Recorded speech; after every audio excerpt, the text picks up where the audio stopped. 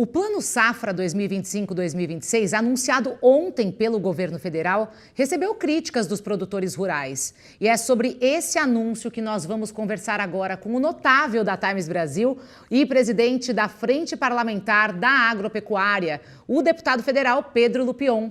Oi, Pedro, bom dia, seja bem-vindo ao Real Time. Bom dia, prazer estar com vocês mais uma vez. Obrigada, Pedro. Bom, para a gente começar, uma das críticas dos produtores rurais em relação aos juros elevados, que aumentam aí o custo da produção e também reduzem a competitividade aqui no Brasil. Como resolver essa armadilha da Selic, hein? Bom, vamos lá. Primeiro, a gente tem que ressaltar que o prejuízo todo ao Plano Safra é devido a esse aumento de carga tributária, né? Esse aumento da Selic, que está completamente descontrolado, desenfreado, justamente por causa de uma política má administrada do governo no que tange às contas públicas, e isso gera um custo enorme, gigantesco, para o crédito agrícola. A nossa preocupação hoje é que, enquanto ele aumenta menos de 1,5% de valor real do volume total de crédito disponibilizado, a taxa de juros aumentou quase 5 pontos comparada com a equalização passada. Então, isso custa bastante, e é juro mais caro, é dinheiro mais caro para a gente financiar a nossa safra. Agora, Pedro, é isso que você estava falando, né? O fato da Selic estar aí a 15% é um descompasso e afeta muito a formação do Plano Safra, não?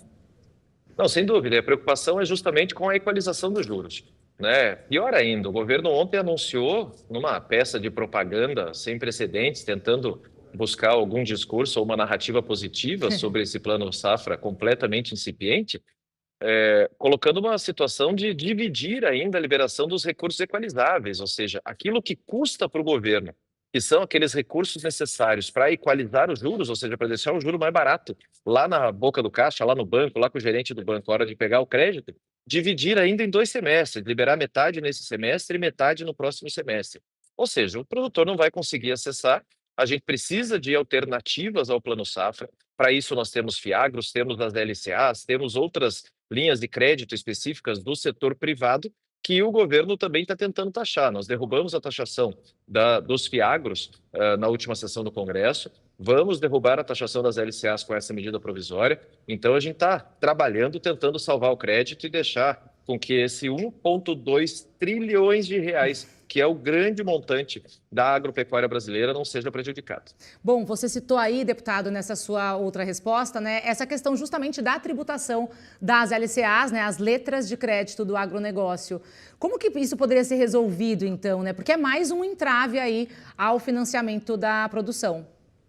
Para você ter uma ideia e que quem está nos assistindo consiga entender o volume disso, 43% do financiamento da última safra saiu das LCAs. Isso foi praticamente 479 bilhões de reais que saíram justamente das LCAs, que é um fundo, é uma modalidade de investimento do investidor comum com ticket de até R$ 15, que ele pode chegar lá com o gerente do banco, fazer um investimento diverso e colocar nas LCAs. Por que ele é tão atraente, tão atrativo? Porque ele não é tributado. Agora que o governo quer tributar em 5% os rendimentos das LCAs, eles passam a não ser mais tão atraentes para o investidor, e isso pode gerar um prejuízo enorme para o nosso setor. É por isso que nós vamos trabalhar, e já estamos trabalhando, pela derrubada desse trecho da medida provisória apresentada pelo governo.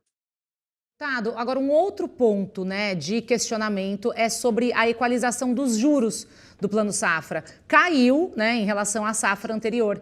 Isso deve desestimular ainda os produtores a buscar esse crédito? Falta alternativa, O produtor está meio preso a essa necessidade do juro equalizado. Infelizmente, diminuiu o dinheiro de investimento, diminuiu as linhas para investimentos, o juro ficou ainda mais caro e ninguém citou sequer, foi falado sobre o tema seguro rural, que é tão importante e tão necessário para justamente baratear o crédito, para deixar as operações financeiras mais seguras nas instituições, Então, fica essa preocupação das linhas todas mais caras, os juros todos mais caros. Porém, a grande preocupação e a grande falta da presença do seguro nesse Plano Safra que nos causou espanto e assombro.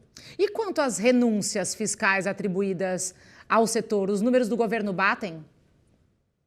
Claro que não, é uma narrativa completamente falsa. Para você ter uma ideia, eles colocam como renúncia do setor 88 bilhões de reais, que são renúncias da tributação diferenciada da cesta básica. Isso não é uma questão do setor agropecuário.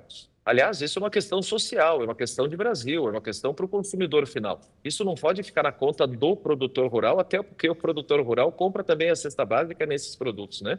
Então, é um discurso completamente absurdo, como também colocam na nossa conta a questão da diferenciação tributária dos insumos agropecuários, que são justamente os insumos usados para produzir justamente aquilo que gera 1,2 tri de riquezas para o país, ou seja, que causa o aumento do PIB, que puxa a balança comercial, que gera 30% dos empregos.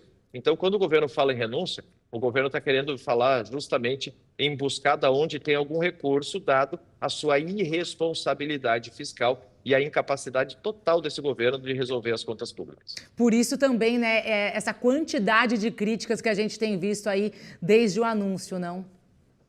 Não, e não sou só eu criticando, não é só a FPA criticando, todas as entidades ligadas ao setor agropecuário estão criticando.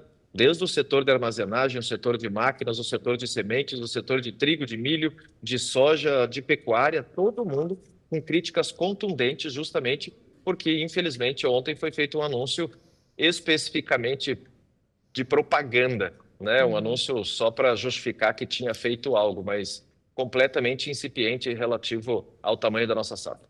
Deputado, agora tem a questão ainda, né, você também mencionou, do seguro rural, porque houve um corte de quase 500 milhões de reais entre o bloqueio e também o contingenciamento de recursos, né? E isso desagradou o campo. Como é que vai ficar, então, essa questão do seguro rural que foi lançado nessa terça-feira, hein? Veja, isso vem mais de longe ainda. Tem o corte do Proagro, que são os seguros obrigatórios das operações financeiras, das pequenas operações financeiras, quase 40%. Depois esse corte absurdo do seguro rural nas últimas 2 semanas. E agora a falta total da presença do seguro sequer no discurso do próprio ministro ou na apresentação desse plano safra.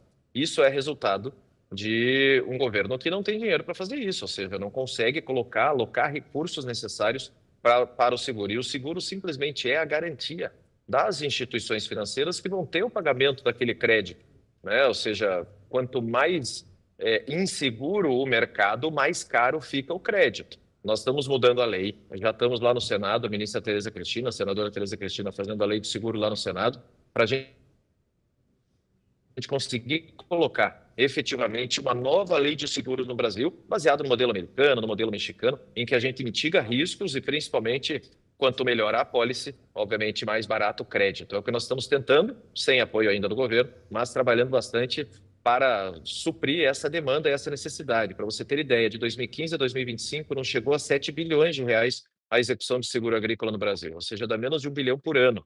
Essa última safra, nós apresentamos os números necessários e praticamente 5 bilhões de reais de seguro para conseguir resolver os problemas do Brasil. Nós temos problemas sérios de safras no Rio Grande do Sul, 5 anos já de prejuízo de safra aqui no Paraná, no Mato Grosso do Sul e tantos outros estados que precisam de um seguro eficiente e que foi simplesmente ignorado. Muito obrigada, deputado federal Pedro Lupion, sempre muito disposto aí a conversar com a gente, aqui ao vivo no Real Time. Um bom dia para você, uma ótima semana, deputado. Bom dia, muito obrigado e que Deus nos ajude aí a sustentar esse agro brasileiro. Grande abraço. Grande abraço, até a próxima.